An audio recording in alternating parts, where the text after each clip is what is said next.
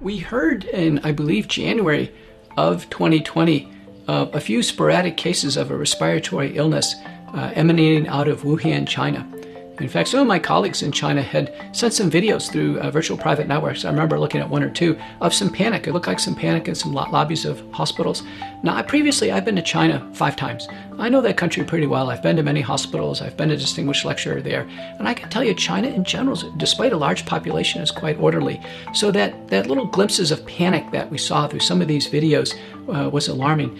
But before we knew it, we had a scoreboard assembled in our major media, which was somewhat astonishing. We've never had a scoreboard for an illness. When I mean scoreboard, I mean we had a running ticker of how many new cases and how many deaths were accruing to this new illness. The virus called SARS-CoV-2, related to the original SARS virus, SARS-CoV-1, and then the illness, COVID-19. But as things started to unfold, it did seem odd that just a few cases of a respiratory illness in Wuhan, China made prime time in the United States. It was also very odd. How did this scoreboard get assembled so quickly? You know, it takes weeks to sign death certificates. It takes weeks, sometimes months before the funeral home or the coroner's office gets a doctor to assign.